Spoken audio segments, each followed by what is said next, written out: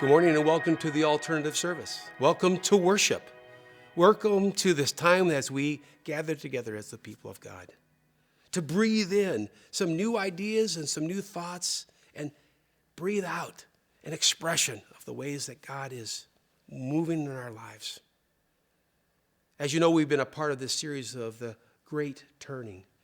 We've been talking about how we can turn to things that will enhance our lives, enhance our world, literally change things for ourselves and others. Today we're talking about turning to one another. This idea of how we can celebrate relationships with one another and go to a new level with God's help. So welcome to worship. Welcome to this time to think about who you are, who are the people around you, and what that means as we grow together.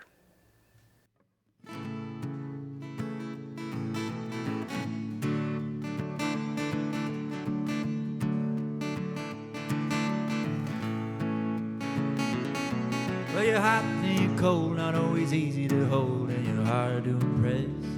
Sounds funny, but you might be the best friend that I have.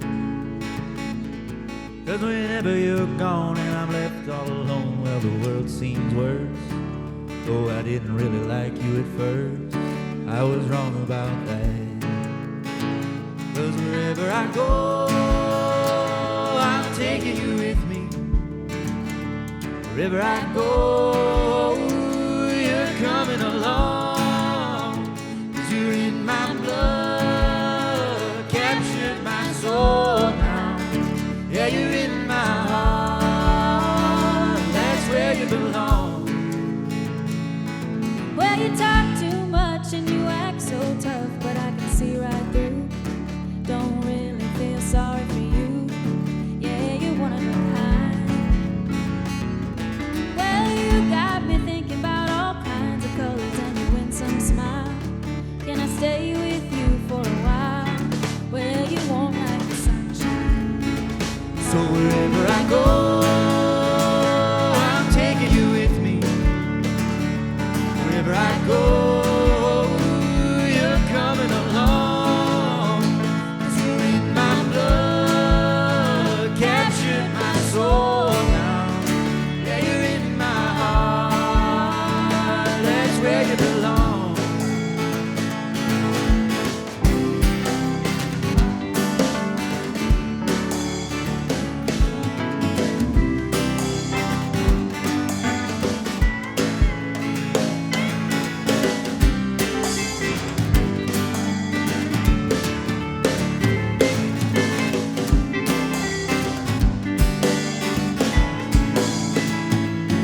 God bless, you're a mess, I'm the first to confess. You clean up alright. Never thought you'd be a sight for sore eyes, but everyone can be wrong. And if you ever leave, I would surely be sad. I wouldn't know what to do. I would bring an ocean for you. Probably already have. So wherever I go, I'm taking you with me. Wherever I go, you're coming along. 'Cause you're in my blood, captured my soul now.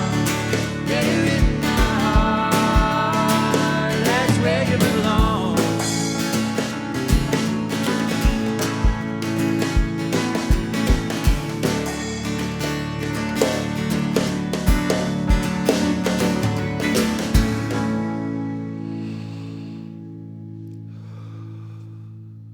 You know, I like this part of the service because it really, literally is me taking a moment and taking a deep breath and remembering that we're gathering on Sunday morning, that we're gathering as the people of God, the people of faith, to think about how God can move in our lives and how we can recognize that and what that means for our relationship with God, but also for our relationship with one another. We continue in this series of turning to this great turning as we head towards Easter. The whole series, if you've been with us, about what we can turn to and enhance our lives in so many wonderful ways. Today, it's about turning to one another. It's all about relationships. It's all about friendships. It's all about community. And as I think about that, I think about how we are producing this service right now. We have not had an in-person alternative service yet, but that's the goal. The goal is not that we just have these services that you can tune into YouTube or wherever and find us. It's really a precursor of our hope is to be together with one another, talking, thinking, sharing, praying, opening up God's word, presenting ourselves in a way for us to grow together in our relationship with God. At 62 years old, I'm still learning about relationships. I'm still learning about things like trust and transparency and deep sharing and the hope of what that can bring, not only to my life, and I've seen how it's enhanced my life, but how it can enhance us as a community, doing this together, sharing this with one another. Just recently, sitting with our pastoral staff, I got a word from them about how they want to be trusted, how they want to know what's on my heart and mind. That was so meaningful to me. The tears started coming. That's not how I've oftentimes thought about my work, my role, my position. Certainly not how I've thought about my role as senior minister. But that invitation to turn to one another, to share our lives, are part of our lives that maybe don't readily come to the surface. Because when we share those things, we really do unite. We really do come together. We do really become the people that God wants us to be. So let's breathe in that thought and think about in your own relationships what that might look like.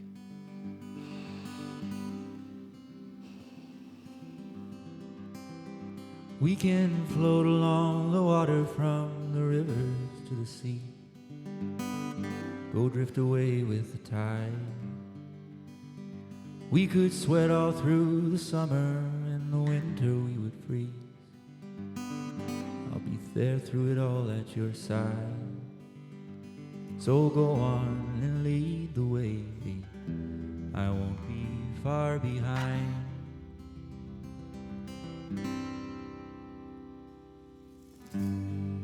I'll be right next to you.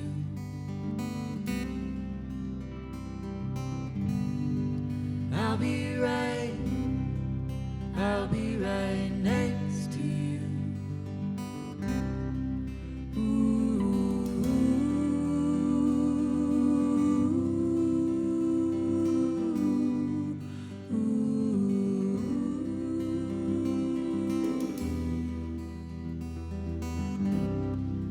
Anywhere you're going to, yeah, I'll be right next to you. I'm excited for a future and all the days along the way. I'm ready for the change in altitude. We'll be out there together through the shine and through the shade, through the good times and the bad times too. So go on and lead the way, I won't be far behind.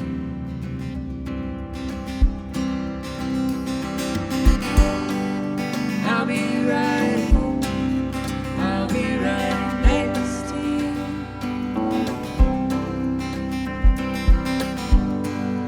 I'll be right next to you.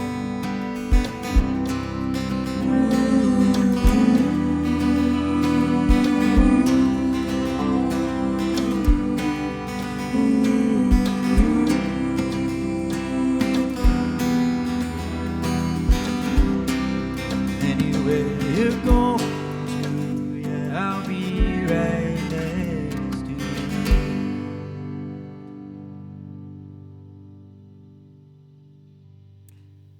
So our particularly tropic stereotype story that you may have heard of before is a situation in which one of the partners emerges from the closet and says, "Honey, does this dress make me look fat?" Now, of course, if you're partnered with someone who comes out and asks you that question, we all know what the answer is supposed to be, right? No, you look great in that. Now, if you're married to Andy Garbers, he would say to you, well, why do we think we need to answer the question that way? I mean, if the dress looks bad on the person, don't we want to tell them that it doesn't look good on them? I mean, do they really want to wear that? And so sometimes I get Andy Garbers' opinions about my clothing more than I would like to. But the thing that I know in whatever he says about whatever I'm wearing, I know that he's actually for me. And sometimes his opinions about my clothing choices are, lousy, and sometimes they're right. These sorts of questions and the ways that we talk about them, though, it's not so much about that question itself. Honey, does this make me look fat? Does the person really want to know that? I mean, sometimes maybe they do, but sometimes maybe what's actually going on is they're asking you a deeper question.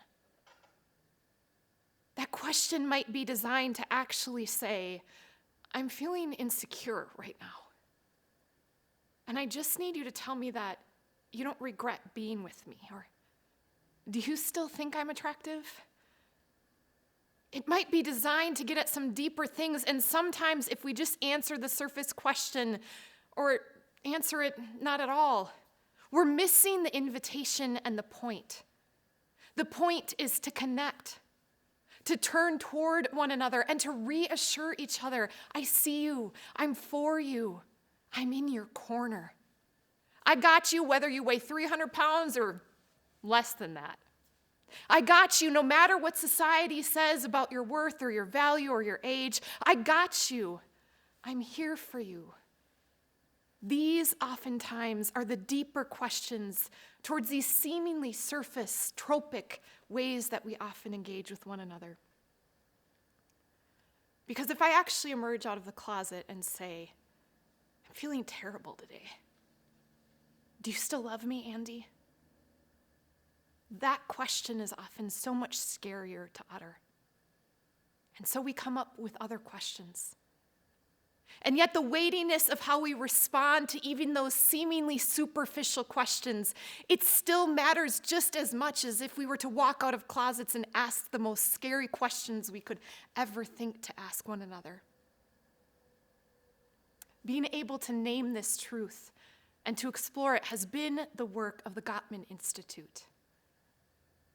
Their named Love Lab has been a place to study couples and relationships. And in the work that they've done, they talk about the importance of turning toward one another. They've looked at the research and done longitudinal studies with couples who remain together and flourish versus those who divorce, versus those who remain married but aren't contented. And in it, they talk about how these seemingly simple questions are really bids for recognition, bids to see one another. It's us asking each other, do you see me? Do you value me? Are you for me?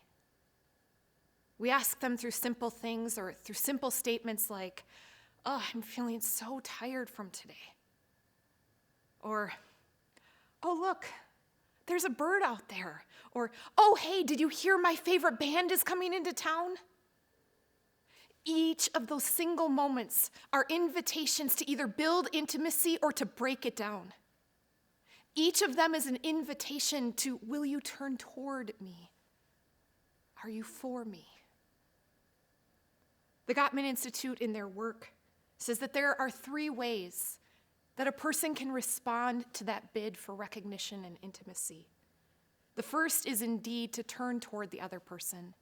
It's where you acknowledge the bid, where you see them, you seek to hear the deeper meaning, whether intentionally or unintentionally. You let them know you care about them. You appreciate their quirks, their insecurities, their dreams. You turn toward them. But so often we don't turn toward each other. Sometimes we, as they say, we turn away.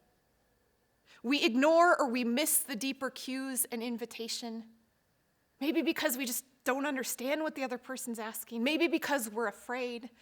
Maybe because we're feeling insecure or tired. And so that moment when the person emerges from the closet and says, "Honey, does this make me look fat?" We don't even look up.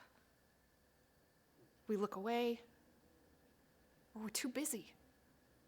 And in that moment, a little bit of intimacy and trust is broken. If we don't turn toward, we sometimes turn away, and we miss it. The relationship killer, though, even more so is found when we turn against one another. Where the person emerges from the closet and asks their vulnerable question, willing to show up again and give you part of themselves. Not only do you not affirm them or you miss what they were asking, but you say, "Oh my gosh, have you put on 40 pounds? Have you even ever thought about going on a diet? How could anyone like you?" Believe it or not, I know that there are many of us today who have known responses like that, and I just want to say I'm sorry, because you don't deserve that. Whether it was you as a child who just kept on asking question or after question, and one day you learned to quit asking questions, or whether it was in your most intimate of relationships where you learned to quit being so silly. Part of the invitation we have in this time of Lent is to turn toward the God who always turns towards us, the God who always turns and sees us and says, "I am for you and I see you." And when we live in that place, when we're willing to show up and risk ourselves enough to come out of our tombs or our closets or any of the places that keep us shrouded, I believe that God's love heals and changes us. And as we little bit by little bit turn toward that God who always turns toward us, and we turn toward that love, it allows us to actually turn toward one another. Because in that space, we no longer have to clench our fists and hide our faces because we're afraid or we're tired or we're insecure thinking we're beyond love, but we know what it is to be loved. And then we're able to be that love to and for one another. Let us not turn against. Let us not turn away. But let us turn toward. Many of you know that there's been a person in my life who has been a great turner towarder. His name is Andy. Andy turns toward me in my silliness and my quirkiness, in my grief and my passion. And you know what? Sometimes we miss it. Sometimes I'm on my phone checking Instagram, and Andy Garber says, "Did you just hear what I said?" And I missed it. And I have an opportunity in that miss when I myself turned away to decide if I'm going to apologize and turn back toward him, or if I'm going to get defensive and just stay with my phone in front of my face. We have the invitation every day where we turn toward. And in so many ways, this desire for us to be turned towards, for people to see us, for the places of fear and longing in our lives to be known, it's the greatest human longing. How many of us don't just wish to be known and seen and loved for who we are? And we have the opportunity and the invitation to first let ourselves be seen and loved by this God, and to also be seen by one another. Because sometimes you don't know that the question I'm asking is actually one where I want you to see me. And so we can tell each other the things that we need in the ways that we want to be seen, trying to help each other understand that in my ask for you to see me, it doesn't ask that you get erased.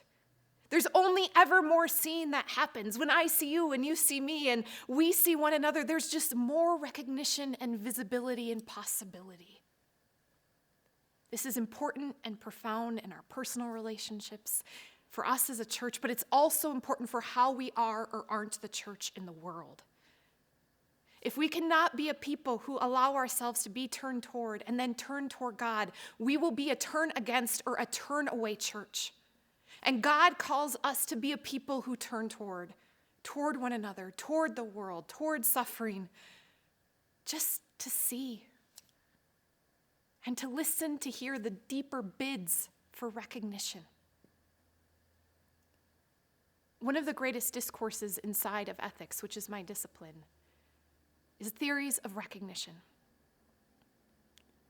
The particular stream of this that's really influenced me came into being after World War II, with philosophers and ethicists wrestling with how is it possible for one human to so misapprehend or to not cognize another that genocide could be possible? How is it possible that human beings could burn one another, that gas chambers could be possible and trains where people were hoarded and sent to their deaths? How could that happen? How do neighbors turn against neighbors? Thus was birthed a deeper exploration into this field known as recognition. And at its core, recognition theories, the Gottman Institute's work, the invitation that we know from the God who took on flesh and turned toward us is about seeing. And who was Jesus, if not one who not only gave sight, but also saw people? Whether it was the woman who had been ostracized from community who reached out and touched him, whether it was the person on the cross next to him, Jesus was always in the business of seeing people. And it's in that seeing, in that turning toward, in that movement, that Jesus' work of healing happened, just as Jeff was talking about last week. We are invited to be a turn toward people, to open our hands and listen more deeply to what's not being said and to what sometimes is said. In these conversations, whether they're conversations around justice or about belonging, at its core in so many ways is a desire for recognition. For me as a young woman coming of age, in so many ways, this was my longing and my question. I didn't need anyone else, any man, to get erased. I just wanted to be seen and be able to be me. And sometimes in these conversations, what we get wrong is we think that we're fighting against one another. We think feminism means you hate men. We think that the work for racial justice means white people should get erased. But that's not the truth of the gospel to which Jesus invites us to. Our enemies are not flesh and blood. Our enemies are the powers and principalities that keep us from turning toward God and turning toward one another. So the problem isn't white people, the problem is white supremacy. Because God made every single person of every single color. The problem isn't men. Good Lord, I hope not. The problem is a system that taught men how to be human was to turn away from their own selves. And so together we as a people have an invitation to be known by love. That's all we're called to be as the church, to love God, to love our neighbors. And as Jesus says in the book of John, they will know we are Christians by our love. And love is always that which turns toward. It risks itself so much that it is willing to go to death. And if God modeled that for us, maybe, just maybe, we can likewise take the risk.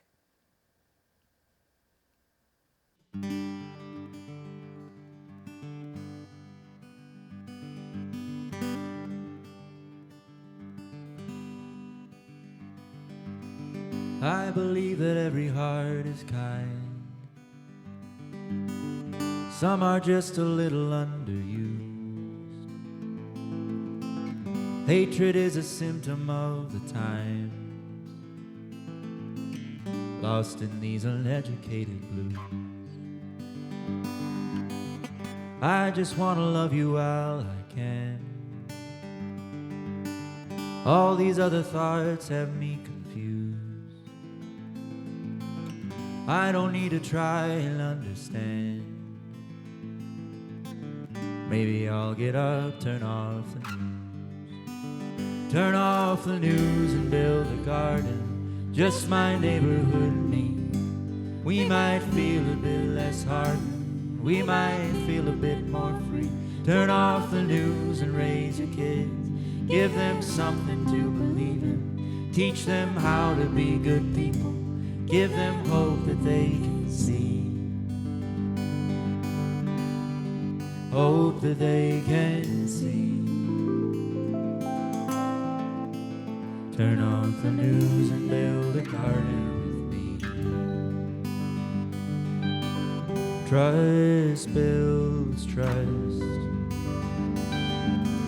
All that negativity's a buzz. Trust builds trust. Don't you wanna be happy? Turn off the news and build a garden, just my neighborhood and me. We might feel a bit less hardened, we might feel a bit more free. Turn off the news and raise your kids, give them something to believe in. Teach them how to be good people, give them hope that they can see. Hope that they can see. Turn off the news and build a garden. Turn off the news and build a garden with me.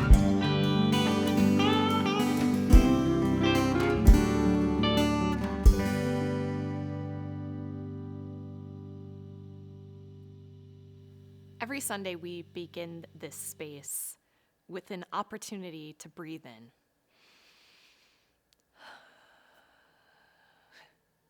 As Jeff did earlier with us. The thing with breathing, though, is if you just breathe in and you try to hold your breath, that doesn't work. We have to breathe in and breathe out. Breathe in and breathe out.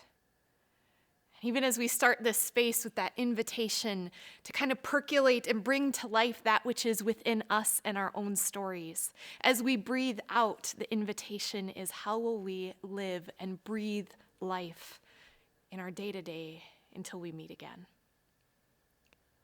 So today, as we consider how we might breathe out together, I wanted to share with you about a film that I watched a couple weeks ago. I was having a really hard night and was wondering if change was possible, if putting my heart on the line was worth it. And I saw this film called Moxie. It was an Amy Poehler flick. It's on the top of the Netflix queue. I recommend it to you if you'd like to watch it. It's the story of a young woman's coming of age into what may be named feminist intersectionality. It's basically her recognition that she matters and that everyone matters. And this group of high schoolers are in a particularly just toxic high school environment. And they want there to be change. And they're trying to figure out how to live into that. And they begin to take steps towards it, and it doesn't work out.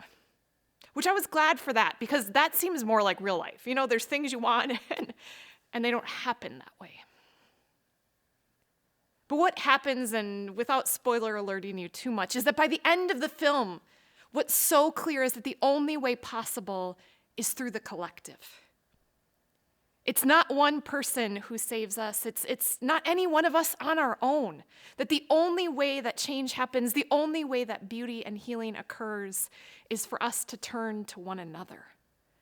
For it's in that turning that not only do we discover the power of God working through all of us, we're reminded that we aren't alone.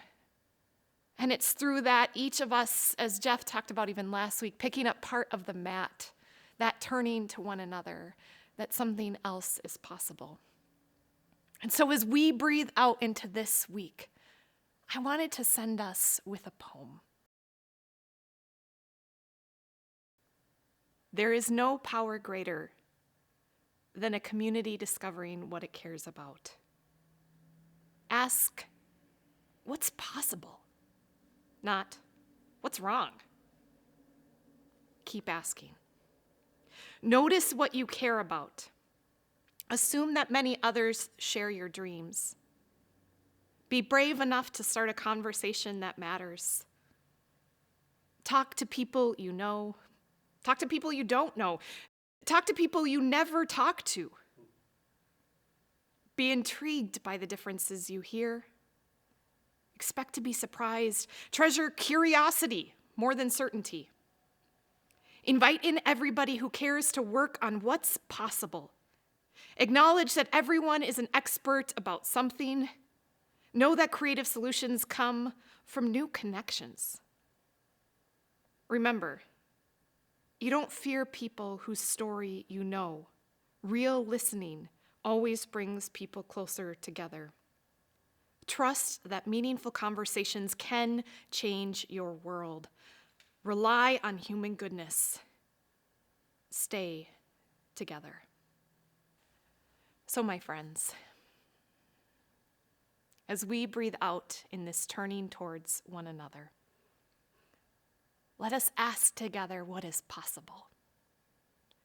And let us lean in together, for we need one another.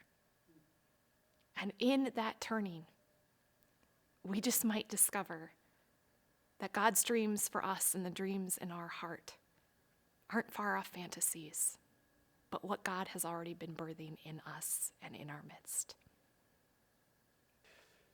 Aren't you glad you were a part of the alternative service today? I know I was. Before we leave, I just want to highlight a few quick announcements. Of course, you can go to our website and find out all of what's happening in the life of our church. But I know that many of you have been waiting to find out which of our Blessing Initiative programs are going to get an additional blessing. Well, 312 of you sent in your ballots, and it's been set. Whittier Wildflowers has one. They will get an additional bonus. But Avivo also will get an additional blessing. But the great blessing in terms of the blessing issue will you being involved, finding ways that you can connect to this important work that we are doing. So we also want to make sure that you're involved as we think about Holy Week. If you go to our website, catching on here, if you go to our website, all the details about Monday, Thursday, and Good Friday and Easter will be there. And it's important at Easter that you think about signing up. There's the sunrise service and 2 traditional services at 9 and 11. And you might even think about who you might like to invite to come with you. So, exciting to think about us actually being together in worship. Lastly, the mission of the month. You know it's every meal, and every meal is formally shared in story, and it's about making sure that kids have food. Well, let's watch this video. It'll give you a better understanding of who they are.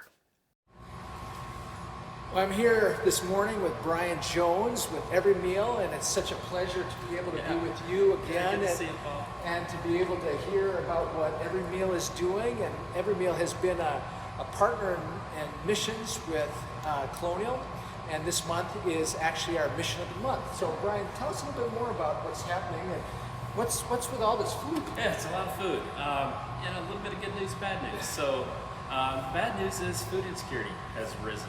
And so I think it's something that we're becoming aware of as Minnesotans, that we can't do this. We can't have people that are struggling with food insecurity in our own backyards. And there's certain places like in rural areas where it can go a little bit under the radar. And so that's the bad news, is that food insecurity is increasing. But the good news is we're scaling. And so folks from the church know, shared the story in one school, shared in elementary school. We were in now 350 schools, 552 schools going into this fall, trying to scale to meet the need for 100 kids.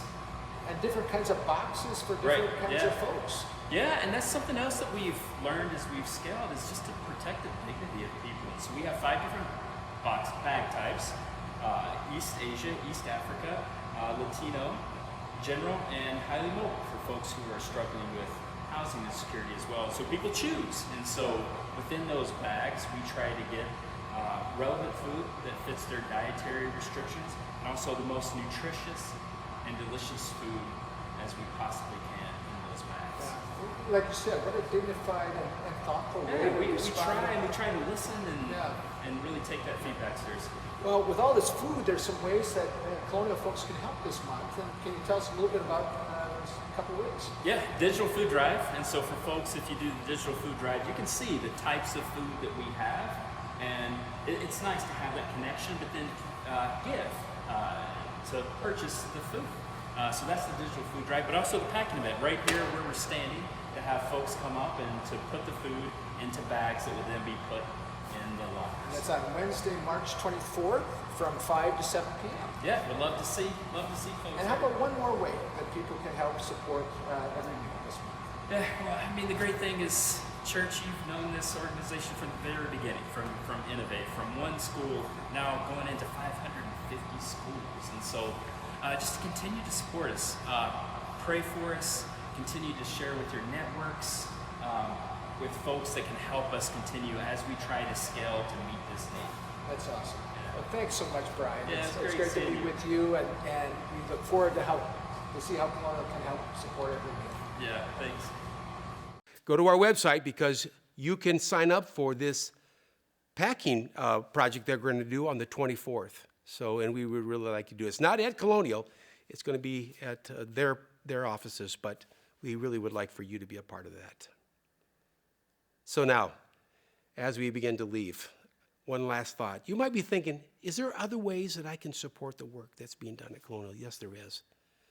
Your gifts of time and resources make this work happen. If you'd like to participate in giving towards this ministry, you can, again, go online, you can send us a check, you can do a variety of ways that you can impact the work that we're doing by supporting us financially, and we would really appreciate that. I know as we go, we've been talking about turning towards one another. I hope this week you'll think about that in terms of your own relationships, how you can draw others in and how you can offer yourself in so many wonderful ways. Go in peace.